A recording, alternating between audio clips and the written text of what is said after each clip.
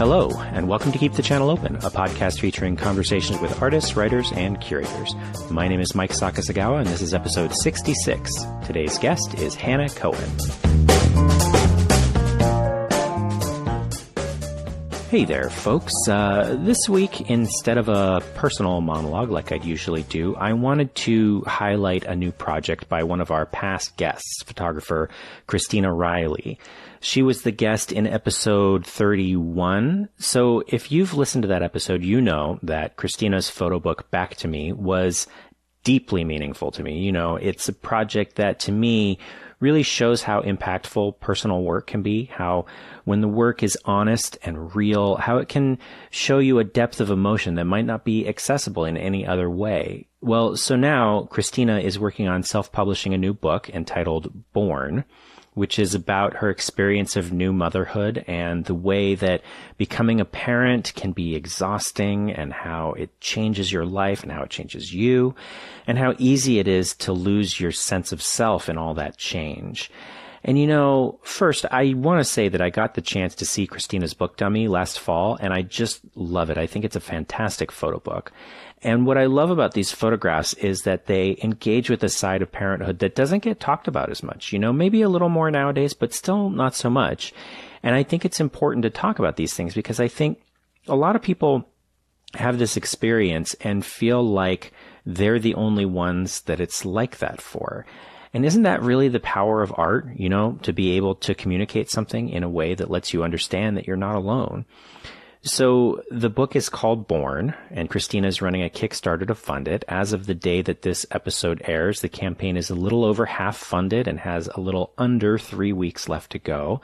I've put a link in the show notes, so do please check that out. And if you can, pledge some support.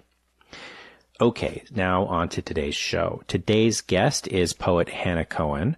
Hannah received her MFA from Queen's University of Charlotte and lives in Virginia. She is a contributing editor for Platypus Press and co-edits the online journal Cotton Xenomorph. She's been published in numerous journals, including Glass, Noble Gas Quarterly, Cosmonauts Avenue, and more. And her work has been nominated for both Best of the Net and the Pushcart Prize. So one of the focuses of our conversation today was Hannah's recent chapbook, Bad Anatomy, which was published by Glass Poetry in February. I recently got a copy for myself and have come back to it several times in the couple of months that I've had it. There's something about the way these poems swing between self-destruction and resilience that really works for me. It's something that felt very familiar as I was reading it. So I was pleased to get the chance to talk with Hannah for today's episode. I put a link in the show notes to where you can purchase a copy of Bad Anatomy for yourself, which I do highly recommend. Okay, as always, if you'd like to join in the conversation, you can use the hashtag ChannelOpenPod to live tweet the episode. And now, here's my conversation with Hannah Cohen.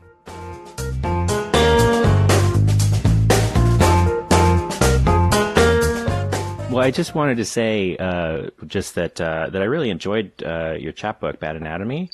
Thank you. Yeah, so I've read it like 4 or 5 times now, and yeah, I really enjoy it. I think that's more times than I've read it. I was wondering if it would be okay if we might be able to start with a poem. Sure. Let me look. I guess I'll read the one that I think kind of exists outside of the chapbook most, which is Self-Portrait as Grendel. Okay. So I'll read that one. Self-Portrait as Grendel. It was a good destruction, like mosquitoes in orbit around a citronella wick. When all the men died, I asked for more men until I'm happy again. I myself am half hell and half mourning. I have an inheritance of oath after oath. Born some modern wanderer.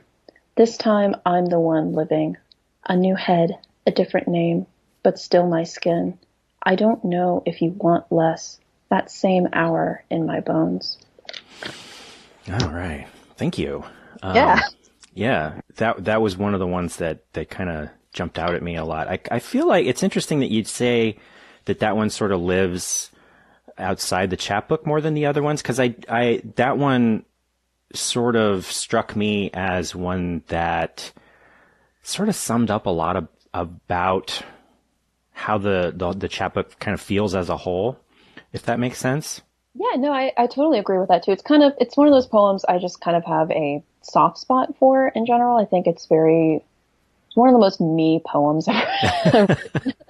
Like, obviously the chapbook isn't 100% autobiographical, but I think that one especially, I draw a lot upon like experiences and kind of my interests and kind of my life in that poem. So I don't know, it's weird. It works as like a summary and then it also works like outside of it, which is, a good marker, I think, of any poem. Yeah.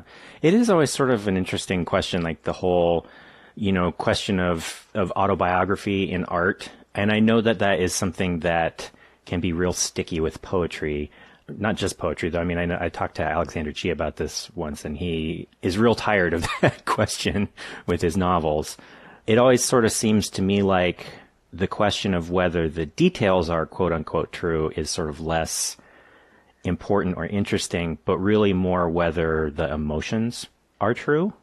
Absolutely. Yeah. I think poems, it has to be true in a poem. Like you can make stuff up in a poem and it's still, true in a sense. Like I could just make up, whether I think I tweeted about this once. I was like, poems aren't 100% autobiographical. And I said something like, except I was exactly wearing like that green scarf and it was 56 degrees outside. So, I mean, it's kind of true. You try not to put too much of yourself in there, but it comes back. But I think you can make things up and it has to work within that reality of a poem. I think that totally exists. And yeah, we all don't want to put ourselves 100% out there, I think, in fear of being too personal. There's this weird backlash I'm noticing, maybe not a backlash, but like kind of this resistance to kind of writing poetry, like in that post-confessional era. You have Sylvia Plath, Robert Lowell, Elizabeth Bishop, all those poets, and you don't want to assume that everything's 100% true. But I think in some ways it is like true in that moment, in that poem, the speaker. I think you just kind of have to figure out what matters more, whether it's more important for the author of the poem to think it's true, or whether it's more important for the reader to think it's true. Mm-hmm. And it's true, then, you did your job, I suppose. Does that make sense? I kind of get rambly when I think about autobiography and I think about your personal self in a poem. I think it can get kind of messy sometimes, and maybe that's not a bad thing. Yeah. I mean, honestly, I was actually just thinking about this yesterday because a friend of mine is a photographer friend is launched a Kickstarter for her new photo book, and it's her book is all about her experience with motherhood, and there's a lot of sort of autobiography in that thing. And I was realizing that most of the work that I have tended to connect with very strongly are ones that, whether or not they're necessarily autobiographically accurate, they're ones that feel authentic and personal. Right. And I think that question of authenticity is an interesting one, because I feel like, like I was saying before, like the emotion of the piece has to feel real and authentic, whether or not the details are right. But like as a reader, I always sort of want something to sort of grab onto that way, And I think we as readers, whether it's poetry, fiction, or nonfiction, we can sense when something's fake and inauthentic when it comes to a feeling or atmosphere or emotion. And you can definitely pick that up in poetry. Like a poem on the surface might be good, but if you're not connecting to it, you can kind of feel where the poet or the writer just kind of wasn't themselves, I guess, if that makes sense. I can pick that up a lot in like collections and like depending on, I think we just have to allow ourselves to be true when we write. And then even if it's not 100% real, like if it happened in real life, but still has to exist. You know what I mean? Like pick up when something's fake. Yeah, definitely. Force, I would say. So one of the things, I went and read some of the other interviews that you've done. And one of the things that I thought was interesting is that you mentioned in a couple of times that you've been writing since you were very young, and that you actually started writing almost before you were talking. Correct. Mm-hmm. And I thought it was a really interesting thing to think about writing as communication and reading as communication, and specifically about poetry as communication, you know? Like, I guess something I think a lot about with art is art having this communicative property, and about what exactly is communicated between the artist and the audience, you know? Mm-hmm. So I guess I was sort of, I don't know, I wonder what you think about that. Like what with poetry, you know, for someone for whom writing has been a really important means, a medium of communication, like how does poetry work that way for you? Ooh, oh gosh. I think it's a lot. Well, it's funny. Growing up, I actually wrote a lot of short stories when I was very little. My mother still has like a bunch of my short stories, I guess, things that I wrote when I was a kid still at the house. And I didn't really get into poetry as communication until like I was a moody teenager. Wow. There's Whom among us, right? Yeah, yeah. And I think there's that natural attraction to poetry when you're angsty or moody, especially when you're having like shifting identities. You're not sure who you are, that maybe fiction can't quite get to you because it's so, in a way, explanatory. You have to go through all those processes. Poetry, I think you're allowed to have that gap in communication and still work. So I think that's why I wrote a lot more poetry when I was in high school. Like, it's terrible. It's really awful, you know, like just really bad. But I think in a way it really communicated a lot of how I was feeling, and kind of going back to what we were talking about, whether it was true or not, even though a lot of the work that I wrote when I was younger was definitely maybe like 99% true. It's hard to exist, I guess, in that space anymore, but I still communicated something. And I think it was really important for me to have that out there, whether it was in the pages of my diary or when I tried to, publish some stuff in the high school magazine. So that still exists as like a form of how I felt at the time. Yeah, I think art, even the written word, in a way that verbal communication can't do, is just you're able to freely express yourself without, I guess, the economy of spoken word, I guess. You know, you have page, you have paper, you're able to kind of go back and delete things. Obviously, when you're talking to someone, you can't backspace, which you run into a lot of problems in real life, right? Yeah. When I say anything. But when you're writing, you can scratch things out. You can delete them on, you know, Microsoft Word. So yeah, I think the gaps really help when it comes to writing, when it comes to poetry. You don't have to explain yourself all the time. Mm-hmm. It's sort of an interesting thing, like hearing you talk about, you know, starting with fiction more. And actually, I always think about whenever I'm going to talk to somebody for the show, like, how did I first encounter this person's work? And I was sort of backtracking, and I realized that the way that I actually found your work was through your tiny letter first, actually. Yeah. That was an experiment I did. But Alvin Park mentioned it when in an interview once that he did about his tiny letter. And I was just subscribing to everybody's tiny letters at that point. But I always really enjoyed your letters. They always had a very poetic quality to them without, like they'd have that sort of tone to them without quite the same formal strictures, I guess. Mm-hmm. Mm-hmm. But one of the things that's sort of interesting to me is that like some of the things that you wrote about in your letters were like subject wise, not too far off from some of the things that you write poems about. Mm-hmm. And so I guess like, you know, in thinking about writing as communication, like what would make you want to write something as a poem versus writing it as maybe an essay or a letter or a story or what, you know? I think it depends. Well, it's funny. I don't do the tiny letters anymore. I'm just kind of figuring out now that I have like a few essays out. I think it just depends on how it wants to present itself. What the call center essay that was originally a tiny letter, I had that published, and that was in its earliest form, like back when I was in MFA school, was a poem, but it just wasn't working, and I think I was forcing it to be something that it wasn't. And I think I just started writing out my memories of working at the call center.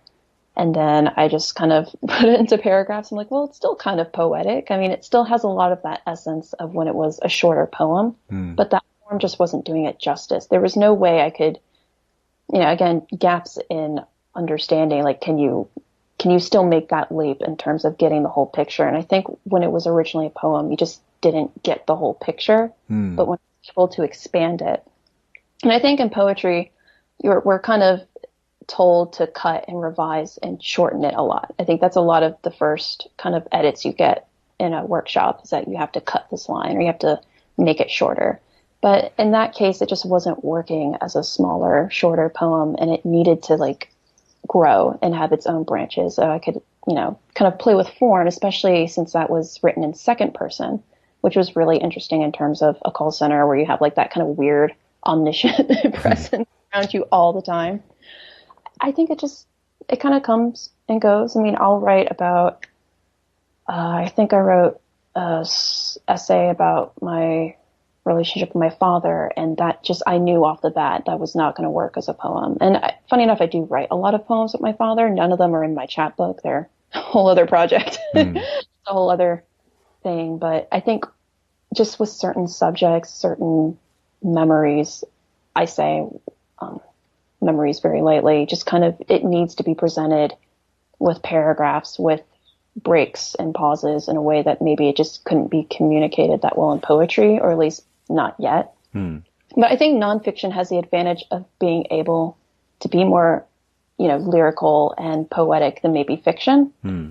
I think that's why a lot of poets tend to cross into the dark side and write nonfiction, because there's just that natural bridge to that, rather than maybe a poet writing fiction, because I think they're two completely different genres, and it's a lot harder for me. Like, I don't really write fiction, but for nonfiction, for essays, for shorter things, I feel like there's that connection there that exists that's, for me, more natural than other genres to write in. It's interesting. I do notice a lot of poets that write essays or different sorts of creative prose, and oftentimes it'll be even in like the same collection. They might sort of go back and forth between that. That's always been real interesting to me, that sort of decision to mix those sort of things. It's something that I think about when I'm trying to write a poem versus writing an essay might be how much the thing is driven by the narrative of it. And I've never quite been able to figure out how to write a poem that feels vital to me, that's really narratively driven, even though narrative plays sort of, it can play a really important role in many poems that I like. There's still something, I don't know, I can't quite get my arms around it. You know what I mean? Right. Narrative is tricky. I think a lot of people think of narrative poems like, early 19th century, like all those poems about like nature, and, the more epic poems like, Ancient Mariner or by Coleridge, where you have like a beginning, middle, end. And poetry, I think nowadays went away from that, and then some people are kind of bringing it back. For example, the chapbook I have, there's not a concrete story, whereas the manuscript I'm working on and started working on in grad school, there is a very strong narrative. There's characters, more or less. There's other people and places that exist in there. So I think it just depends on whether you want like a more tangible A to B to C narrative, or if you just want to evoke a story, growth. And I think in my chapbook, I definitely did not want it to be like A to B to C. I did not want it to be a super obvious story. Because it is more like emotional and kind of intangible, and that kind of looming dread. And that doesn't always have, a origin story. So it's tricky. I think that's why a lot of poets, I feel like, especially for me, struggle with fiction, because there is that narrative. There's character development. There's an arc, a growth, And I know plenty of poets that do write fiction very well, but I am not one of those people. Or at least they kind of make it more poetic. And, obviously there's like collections in verse, there's persona poems, but I don't know, I'm not quite there yet, so.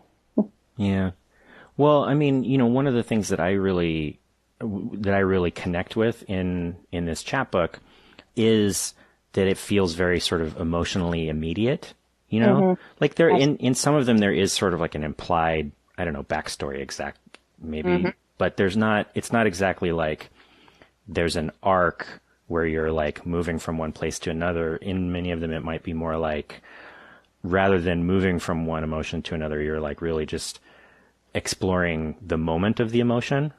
Yeah, that's really what I was going for. A lot of those poems were meant to be in the moment, immediate, a little bit of reflection, but a lot of it just like, I guess, marinating in, in the moment rather than reflecting on it or, I guess, moving past that. And there's motion in the chapbook. I write a lot about driving and just kind of moving on from things. And there are places, but it's not like you're following that thread in a direct manner, I guess. Yeah. Yeah. One of the things that I thought that one of the other poems that really sort of worked as like a summary for me, I guess, was actually the first one, the Obad Inverse. Yes. That's a good one.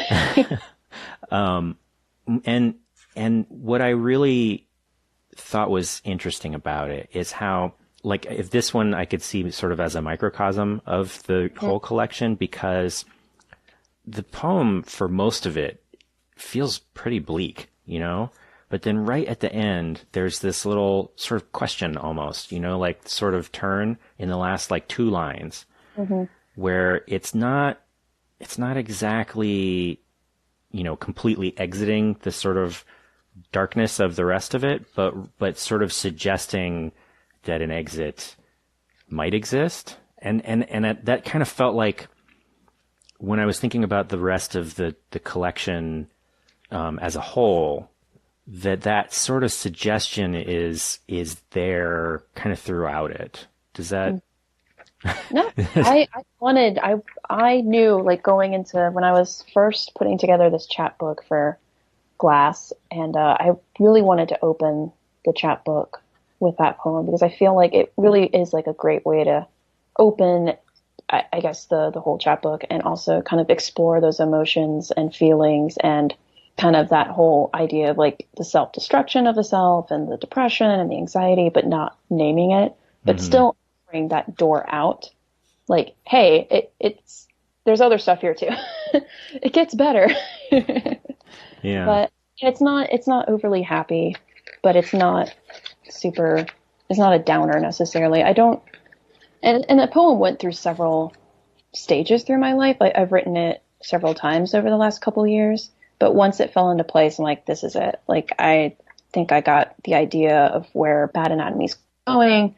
And when, of course, I have that short poem at the end of the book, I was like, this is perfect. Everything kind of like makes it a little echo or circle. Like, you can read this, you know, back and forth or backwards, and it's like, oh, you know, you're back where you started, I guess. Yeah. That last little poem at the very end, it's almost like a breath, you know, like a little moment of stillness. And I really thought that closed everything off really beautifully. When I was putting this together, and that's actually one of the newest, I think, that I wrote. And I think I remember talking with Anthony about, like, you know, organizing the poems, and I really wanted that at the end, and I didn't want to give it a title because it is kind of like a coda, I guess, when you think of a musical piece, and it's also just kind of like a weird, maybe not epilogue, but kind of like an after, you know, and it's very different and surreal, and I love surreal poems, and I think it just really kind of, it goes from like the beginning of the chapbook, which is more concrete. It's probably one of the more concrete poems I've written. And then it just kind of ends with that kind of weird surrealness where you're not really sure where you are, but you kind of enjoyed the journey. So yeah, I have a soft spot for that poem as well. So. It was, you know, you mentioned that was one of the newer poems that you wrote, and something that I'm always sort of intrigued by is, this is something, so like for myself, my own creative practices are partially writing and partially photography. And both of those forms are things that, at least contemporarily, often have to do with collections and like series, like whether it's individual photographs or individual poems or essays or whatever. Something that I'm always sort of interested in is, like, as a poet, you're mostly going to be, at least I imagine that most poets are going to be writing individual poems, not necessarily with an eye towards I'm writing this in order to be in a collection, but rather I'm just writing these poems. And then the process of going back and assembling the collection is something that seems really interesting to me, like how that works. It's kind of like making a collage. You have like all these bits and pieces. You're like, okay, I have like all these poems. How do I make this work? And the main manuscript I'm working on right now, I've kind of put it on the back burner. I'm writing poems. I think you definitely shouldn't force yourself to write poems to fit a theme. Mm-hmm. You know, just again, we can tell when a poem feels forced or fake. I definitely don't want to do that when it comes to future projects. But yeah, I think, funny enough, almost all the poems I wrote in my chapbook were written like outside of grad school. Like very few of them were workshopped. So I kind of had like 20 of these poems that I wrote during my time in grad school, but never workshopped them, didn't really show them to a lot of people. And I'm like, well, might as well make this a chapbook, right? Mm. Gotta do something with them because they weren't fitting with my thesis. And again, I didn't want to just jam these poems into my schoolwork. So, you know, I think I'm glad I did that because I think these poems do stand really strong in a chapbook. And years down the road, if I find myself returning to writing this kind of stuff, I already have like some of them published, and then I can kind of figure out, you know, future forms, how they're going to end up in a collection or longer manuscript. So, So one of the other parts of your life is that you, in addition to being a writer, you're also an editor. That you're one of the co-editors of Cotton Xenomorph. Yeah. That's something that you talk about on Twitter, you know, here and there. And I'm one thing I'm always sort of interested in knowing is sort of like how those two things might interact with each other, you know, writing for yourself, how that might inform how you approach a piece as an editor, or how, you know, your experience as an editor might sort of inflect what you do as your own writer. Yeah, I think editing absolutely makes you a better writer, and vice versa. Writing makes you a better editor. You know, doing the work, practice, you know, knowing what you're looking for in yourself when you write, or any sort of art, and then being an editor, being on the other side, seeing where people started. You know, I review poems and flash fiction and even art, and you kind of just know off the bat whether a poem feels incomplete. And you can kind of tell when people are sending you stuff and it doesn't feel like the whole thing. So sometimes with those submissions, like we like where it's going, we'll send like an encouraging note, like, hey, you know, even though we couldn't accept it, we'd really like to see this in the future. Like, just, we did a charity month back in February, and I think that got a lot of overwhelming response because I think people really like feedback, and, you know, also benefited people's, you know, personal interest in charities, and, you know, because we don't believe in submission fees. So that was a great way for people to get like decent amount of feedback, and also for us to kind of flex our editing muscles, especially since I don't really edit since I've graduated. Outside of editing my own work and then obviously doing stuff for Cotton Xenomorph, I don't edit as a whole. Like, I'm not a freelance editor, so I don't get that much experience, but doing that was really fun because it made me feel like I was back in workshop again. Okay, so first, like that, I think that feedback is something that, like in any art form, is so valuable, but also often really rare. Like once you're outside of school, it can be really, really hard to get any kind of meaningful feedback. Especially don't want to bother people. Yeah.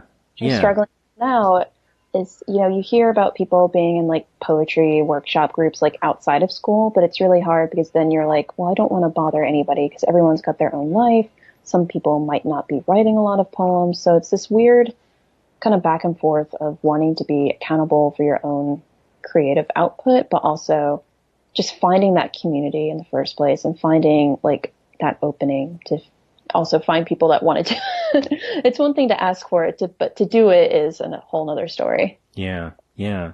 And especially for, you know, people who maybe didn't go to school for like a creative program, it can be like finding any kind of community at all can be quite challenging. But Right. so I mean, even just getting something as much as like a personalized rejection instead of a form letter can be, that can be so valuable. And I've gotten some really awesome, awesome, right? Rejection letters from places I really respect because they looked at my poems and they picked out stuff they liked. And even though they couldn't obviously accept it, they either, asked for more work in the future or they picked out a few things. And that just made it a lot more special. I mean, obviously, like huge magazines or whatever can't provide, I guess, that feedback because, they have, other things to do. Mm-hmm. When it comes to online journals, especially, I think you have that ability to be, more personal. And especially with Cotton Xenomorph, we do try to be personal in our rejections. Again, especially if we liked the work, but we just couldn't accept it. Sometimes we'll offer like just a small edit or critique. But yeah, when we did the Charity Month thing, that was awesome. We definitely want to do that again in the future. Yeah. Yeah. On the flip side, it is, I think sometimes, not all artists are like this, but there's definitely some who can be very, I don't know, like there's a way that people can sometimes forget that like the editors or so-called gatekeepers, like they have their own lives and their own things that they're doing too. So like, it's tough to sort of balance, like if you can find an opportunity where people are offering that, that's great. But then like, I think some people can get a little pushy about that kind of thing too, Yeah, like. and I think in the past, a lot of people sometimes don't like critiques either. I think it can sound condescending. I know there have been cases where people have posted, either on Twitter or Facebook, like about a really rude letter they got, like kind of picking apart the poem. But I think you can tell, like for the most part, when editors take the time out of their day to sit down and review submissions, if they look at your packet and they pick out a few things and they offer some, critiques, I think for the most part that should be a benefit. If you're just doing it because you really don't like the work or want to be rude, then, that's totally called for. Right. But yeah, I think it's hard. We forget that editors have lives. And I definitely, as a person who submits her work, sometimes I do get really impatient. But then I just have to remember I still have submissions to read. I should be reading some today, probably, for Cotton Xenomorph. So we just try to be timely, especially since we're not a huge publication. Mm-hmm. So I think we're doing a good job of making sure people get responses. And, if we goof up something, we try to make it right by them. So thankfully we haven't had any huge mishaps yet. Yeah. Is there, I mean, I don't know if this is kind of like an overly broad question, but like, is there something like when you're reading submissions, what really makes something stand out to you? I would say the voice right off the bat. If I can detect like a unique, and I know that's such a broad term anyway, but it is is a unique. pretty broad question. But I think if it just if the poem appears to be unique in that, wow, I haven't thought about this before. Who is this person or this speaker? And it makes me intrigued, and I want to know more about this poem. I think line length, I'm really attracted to varying line lengths, but also if it's like a compact poem, like why are there no stanzas? And I'll read it. I'm like, oh, this is because this poem's really trying to pack as much information in. And I think voice, I think out of all other poetic devices, it can make a decent poem great. So I really look for voice. I look for things that I haven't seen like described as before. I'm really interested in how people take metaphor, make up their own metaphors, or if they describe something. Like if it makes me want to have wished that I wrote that poem, that's usually a really good sign. Yeah. Why didn't I think of that? Like to describe this as this. So I'm attracted to that, but I don't like overly metaphorical things. I think they're really too try hard. I feel like if you're, again, you can sense when someone is writing a forced poem. Yeah. Yeah. Like it sounds really stilted. So sound, I think, is also kind of vital for me when I come to when I'm reading poetry. And of course, we all vote on poems, so it's not just like I have my own poems that I want, and Teo and Chloe have theirs. We try to be as democratic as possible. And if there's a packet that we feel kind of, like we really like it, but it's just not there yet, then we'll just send out, like, again, that personal rejection, or maybe we'll even ask them to send us more work and they don't have to wait like a month or whatever. Yeah. So we really try to just work with submitters and work with that, because we know what it's like to not get a response, or at least like a personal response. We know how hard it is to send work out. I mean, rejections are still not fun to get, and we all have gotten them. So we try to keep that in mind. Yeah. Yeah. I'm always sort of trying to figure out for myself, like, what it is, like if there's something that sort of ties together all of the different stuff that I like, whether it might be visual arts or fiction or nonfiction or whatever. What is it that really ties it all together? And it's really hard to nail that down. Kind of like you were saying, like voice is such a thing that's so difficult to sort of, summarize what that even means. But it's like you do know it when you see it. And that's why I really like, some journals kind of play cutesy when they say, give us your blah, blah, blah, and they just make up metaphors and shit. I'm like, what are you talking about? Like, I don't know. Like, you want like a glitter thunderstorm of a poem? I don't know what that means. It gets kind of like, I get that you're trying to be looking for something different, but it gets to a point where you're so abstract in your guidelines and submissions where it's just like, I don't know what you mean by that, so I'm just going to send you some stuff, and if you don't like it, then like there's a fine line between being, again, that uniqueness of trying to label that, and also just like, I don't know what you're saying, like, what do you mean, like, just stop. I think just be outright, just say you don't like poems that rhyme, or form poems, or poems that have, whatever. So that makes a lot more sense, because then I can figure out as a poet that submits her work, okay, maybe my packet right now isn't a good fit, Mm-hmm. Yeah. Something that I think about, just even for like just this show, for example, I was thinking about this the other day, just how like what I was realizing the other day is that I have like real specific, like my tastes in art are broad, but like it's not like I'm only attracted to one sort of style of any particular art form, but that whatever my tastes are, that's a lot of what is driving who I ask to be on the show. Like, I just can't, I couldn't deal with being able with like trying to ask somebody to be on the show if I didn't actually like their work, like if I felt like I was doing it just for some other reason, for the views and the downloads, right? Well, it's not even for the views and the downloads so much as like realizing that my tastes, even though I always try to branch out and learn about new stuff and sort of challenge my biases or whatever, that like, I'm just one person, so my experiences are kind of narrow, right? So like, right. I might, I could conceive of trying to ask somebody to be on the show, even if I didn't really connect with their work, just as a way of like, I don't know, broadening the scope of the show. But it just, but like having to talk to somebody for an hour and a half, if I had to pretend to be liking their work, that just seems like exhausting, But exhausting, like talking to someone for an hour and a half in general. But no, but I totally get where you're coming from. Yeah, same thing here. I feel like we all have our likes and dislikes when it comes to any sort of art. I like, abstract expressionism when it comes to visual art, but plenty of people don't.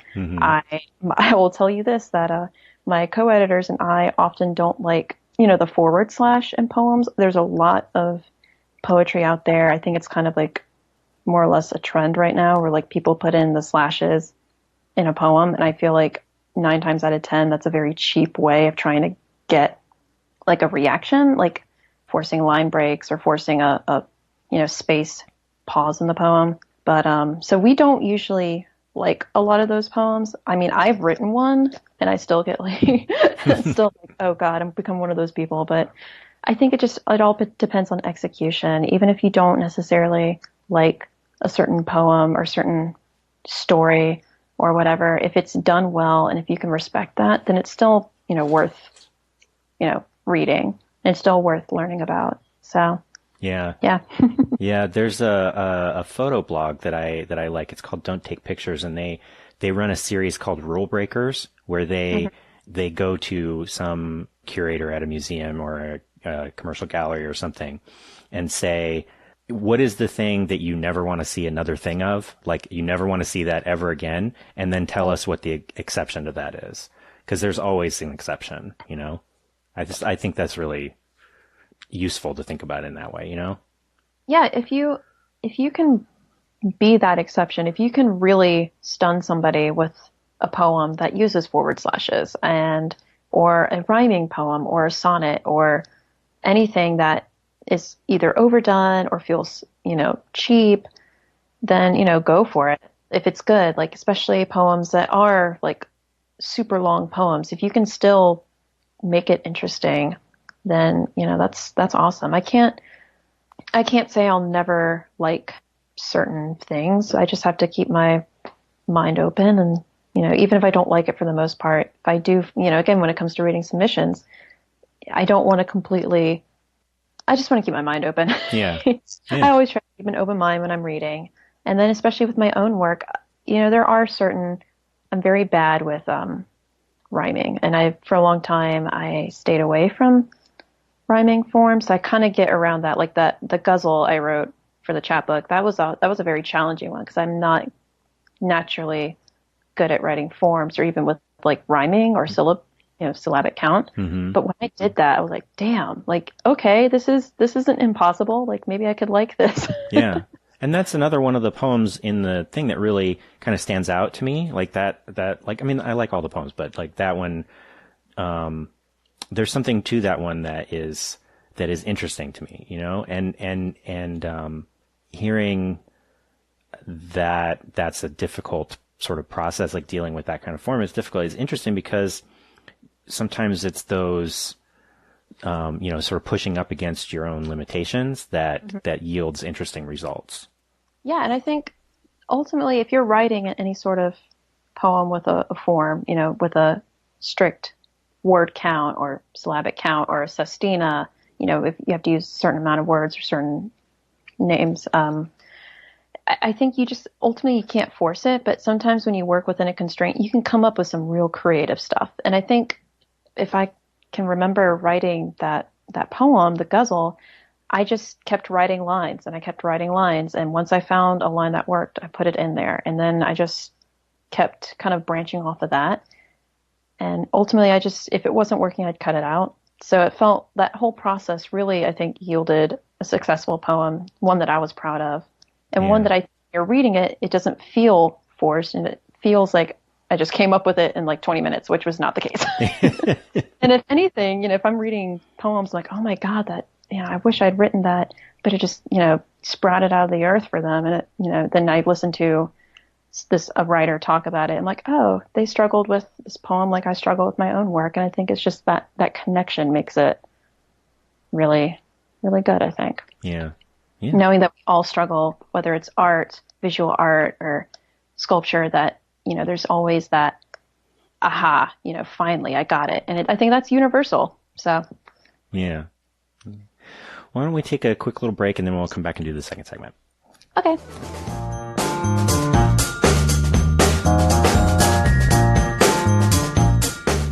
So for the second segment, I always invite the guest to bring a topic of their own, which could be whatever is on your mind, whatever you'd like to talk about. So what would you like to talk about today? Gosh, let's see. I guess we can talk about being a writer and working outside of, I guess, traditional writerly professions. That is the professor job in academic. So that's always kind of interested me and community of that. And we'll see where that goes. Yeah. See what I ramble about. Yeah. You've mentioned in some other interviews that I've read that you have a full-time job and I do. So oftentimes you have to write sort of in the evenings or on the weekends or something like that. That always certainly presents its own kind of challenges, just finding the time if your work doesn't necessarily involve your creative outlet. Yeah, yeah. So I'm thankful that my current job is very supportive of my creative pursuits. I feel like I don't have to hide it, Mm-hmm. like a, that type of person. Um, in my last job, it was a very oppressive environment, and a lot of the poems actually in Bad Anatomy were written when I worked at the call center. I was very unhappy, as you can tell. And I had a lot of unhealthy coping mechanisms, I guess you could say. And it was really hard being in grad school. For, the first half of my grad school experience, I was working in that call center, and I just really needed the job for the money, obviously. But it was just really hard working in an environment where you just really hated everything. You hated dealing with people, and then you try to sit down and you work on your own stuff. You're like, I'm just so mentally drained, emotionally drained. I can't think of anything. Yeah. Yeah. It can be, obviously if people have the opportunity to have their creative practice be their living, that's wonderful. But I feel like most people don't, even the ones that are working in academia, like that's not exactly what, Right. and They it's, have to grade papers. They have to write, they have to apply for grants. They have to be in really long faculty meetings. yeah, it can, I don't think a lot of people, I don't know, people often have this sort of, I think, mystical view of how creativity works. And one thing that can be kind of easy to miss, I guess, if you're not doing it yourself, is how much your environment and like the sort of rhythms of the rest of your life sort of influence or suppress your creative energies. And I think we also tend to forget that a lot of poets and writers in general often had really oppressive day jobs. I think this whole idea of like the poet or the artist, I guess, the artist as an artist having a career within that line of work is very, I guess, new, more or less, novel, or what we think of it now, whereas several poets and writers and artists weren't always in that field. I mean, I think of, William Carlos Williams. I think he was a doctor, right? Yeah. It's worth a Google. So, yeah. So he had a day job. He was a practicing physician, yeah. And pediatrics and other stuff. I don't know. I'm not into science or medicine, so. But yeah, and it's hard because when you're chained to a desk or you're chained, to any sort of job where you feel like you're not supported in your, hobbies, and you're just, and of course you have to pay the bills, but if you don't feel happy, I guess, to get home and write, then it's hard, And it's funny because I didn't know of any other writers that were working in call centers, Yeah. I remember when I wrote that essay and it got published, someone tweeted at me like, wow, this is so cool. I'd never heard, like, no one's really written about this, or at least not in this way. And I'm like, well, if I was able to bring that to the table, then they're not alone. So I think that's important too. You do have to kind of get when you're working a job like that or any job, to bring your own perspective, because somebody out there could really use that. Yeah. So they don't feel alone. Because again, being in that environment, working in a cubicle, having an office job like that, you don't feel special. You're just there to, pay your bills. And even with me in my case, where I was in grad school in that job, it was hard. You compare yourself to people who are still like in traditional residency. So I was in a low residency program, so I traveled to my grad school twice a year, and the rest of the time I did my work remotely, which was great in that situation because I really couldn't afford to go to a lot of programs. I only applied to a handful of schools, and the one I got into was pretty close by, North Carolina to Virginia, so not that much. I didn't have to pay really in travel, very, very accessible, right? And it was hard. It was hard constantly comparing myself to writers and artists that were in traditional programs where they were around, I guess, their peers all the time. And, you know, maybe they were sick of it after a week. I don't know. I know during my time, I just really loved being in that community. And it was so hard going back to my day job and being like, oh my God, I'm so alone. So, and I think people are talking about it more and more as, unfortunately, adjuncting and kind of higher education in general starts crumbling, I guess. The whole idea of finding a job with your degree is kind of disappearing, right? Yeah. So I think that opens the conversation of, well, it's okay. You can be a successful writer again and not be a teacher. So, and with my current job, again, I'm very thankful. I do work at a college, but I do not teach, although I do manage students. So it's kind of nice being in that capacity because I get to have all the luxury of being at a college without having to grade papers.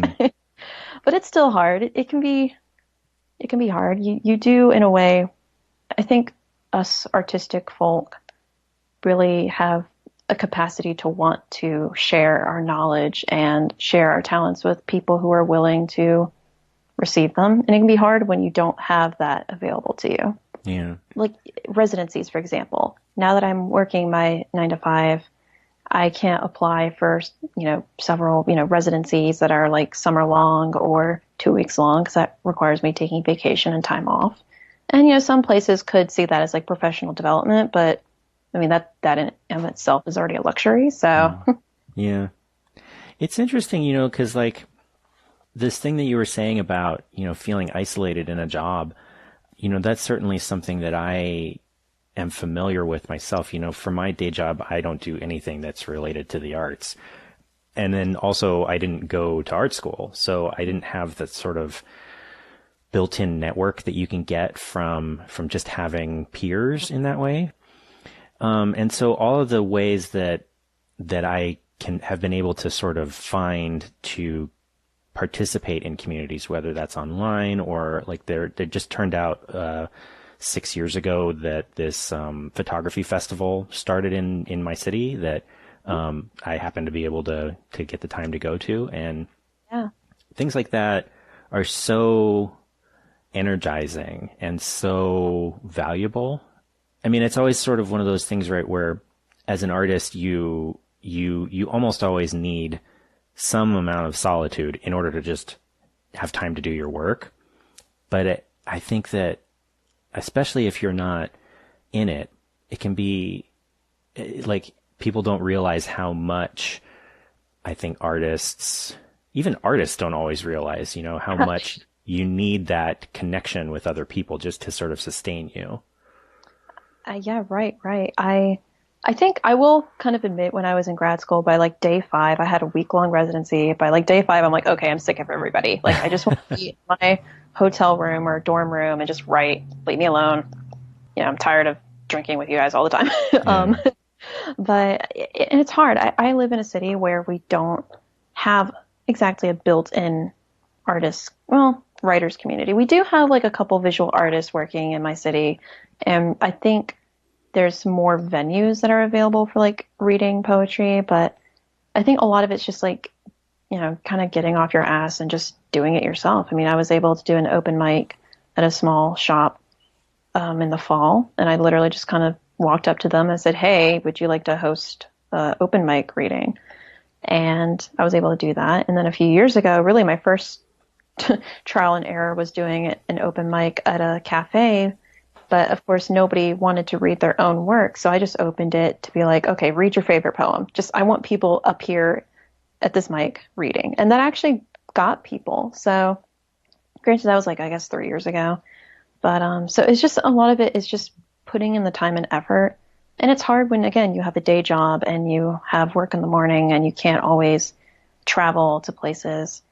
And, you just kind of have to make it work with your schedule because then it'll pick up momentum. And I'm hoping that'll happen where I live because I think if there's other writers out there who feel like they can't, have a community, then I want them to know that I'm here too. So yeah. And yeah, it's hard. And again, when you're not a professor, like there are English professors at the college I work at, and it's hard because you don't really ever feel like you're part of that group. because obviously they have more connections than I do. They're teaching, they're writing, they're talking to other, I guess, professors who write more than I do. So I think that's where the online community really thrives, is that you don't need to be in the same zip code. Yeah. You don't need to be in the same state to talk to somebody. People are, live streaming their poetry readings now. I think Burl's poetry shop does like that sometimes, or a few other poetry shops up in New York, they'll live stream readings, and that's really cool because that way you can see people, read, and you're like, wow, I never heard this person before. And yeah, I think that's where that sort of digital community can really, I don't want to say replace, but it can offer as like an alternative, especially if you live in a either rural area or a city that doesn't have that artist collective yet, because it is hard, it's isolating. And again, especially if you work in a job where it has nothing to do with creativity. So. Yeah. It's one of those, like, not everybody gets to live in New York or LA or, I don't know, Chicago, where, these big cities that have like a long tradition of these kinds of gatherings and community events and stuff like that. I live in San Diego. San Diego is an interesting town because there are a lot of artists in San Diego, but one, like, San Diego always tends to be sort of seen as the sort of, younger stepbrother of LA. Most of the attention goes up to LA. Describe it. Yeah. But also, like, even though there's really great work being done in San Diego, there's not, the community is a lot more sort of diffuse, but what's been really interesting is watching how all of these, like, I've lived in this town for 13 years now. And in that time, I've seen a lot of new sort of collectives and groups and readings and stuff like that just sort of come up. That photography festival I mentioned was a huge deal, and like it draws people now from all over the US. Wow. And it was just started because some guy that lived here, who, I think now he's like one of my heroes. He's like, he just decided, like, why not? Why not in San Diego? Why don't we just do it? Yeah. Get off your ass and do it, right? Yeah. That's the battle right there, especially if you are either busy with your day job and you have like other life commitments, or if you're just, in my case, kind of lazy. I'll admit to that. So it's tough too, though, because, I think for a lot of us, people like, especially if you're not sort of part of the establishment, it can be difficult to feel like you have permission to do things like that, like you don't feel like you're important enough to start hosting a reading or put together a festival or, I don't know, start a podcast. You can say to yourself, well, who am I? Like, why would anybody care? But people do. And I struggle with that in my own, like, I still unfortunately do kind of compare myself to other people. I think it's natural. People do it all the time. I think because in this day and age, you're really only seeing the positivity of people posting things and saying, I got into this, or I've been asked to do this, or I've just got a publication with this, or I won something. And that's why I do try to like share my rejections on social media every now and then, just because like it's out there. But at the same time, it's just kind of like, it's still alienating. But yeah, I think half of it is just trying to, if you can find something that works, even if it doesn't, if it's not like a frequent thing, like just having an open mic really helps. Just talking to people really helps. And I love talking to people online. It's kind of funny. I didn't think I would ever like meet people online. And then just, of course, I went to AWP, and that in of itself is just, it's got a lot of challenges. I wouldn't say it's perfect, but like being able to meet people in real life that you originally like talked to on Twitter or Facebook or whatever is like just wonderful, everyone's all freaking out. They're like, oh my gosh, you don't look like your Twitter. And like half the time I was there, I was just like squinting at people like, are you so-and-so? And hearing them talk, I think it really seals the deal on like why it's so important to have that community, even if you don't get to see them more than once a year. Yeah. I think if I hadn't signed up for Twitter, well, if I hadn't signed up for Twitter, a lot of things would be different.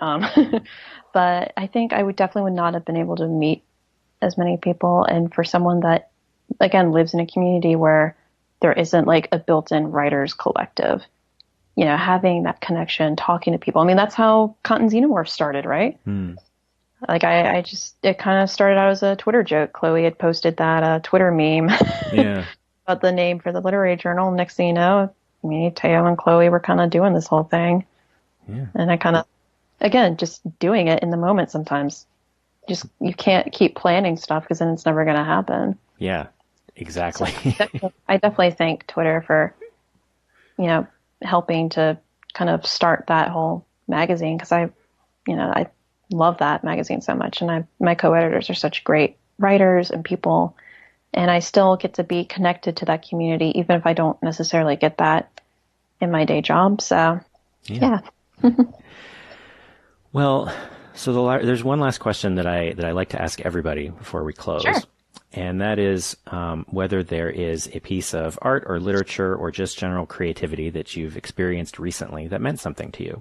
So I just got Melissa Broder's new novel, The Pisces. And she wrote so she's behind that whole Twitter account of So Sad Today, kind of like that self-deprecating, existential, depressing humor. And then she wrote that book of essays called So Sad Today, and that was really good. But I just finished that novel, The Pisces, and I really enjoyed reading that. And I'm trying to read more fiction just to kind of give my mind a break from poetry. And also, on the other side of that, I just got Erica Sanchez's poetry collection, Lessons on Expulsion, that I'm starting to read through that. But just trying to read more fiction. I loved The Pisces. Such a good novel. Really, really darkly funny, and just again kind of got to my gut in a way where I'm like, oh my God, I've been in this emotional situation before. So I'm glad I was able to kind of take my mind off of writing and poetry and all that stuff and just got to enjoy a really, really great story. Cool. Well, thank you so much for talking with me. I really appreciate it. I can't wait to hear this. And I'm going to be like, I was on a podcast. Yeah.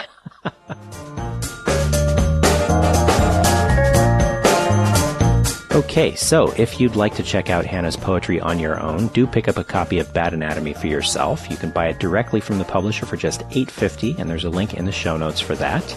And that is our show. If you'd like to get in touch, you can find all of the show's contact and social media info in the show notes. If you'd like to support the show, a monthly pledge in any amount to our Patreon campaign is greatly appreciated. You can find that at patreon.com/sakeriver. That's sake like the drink and river like the river. Our theme music is by Poddington Bear. You can find more of his music available for licensing at soundofpicture.com. We'll be back in 2 weeks with a new conversation, so be sure and come back for that. Until then, remember, keep the channel open.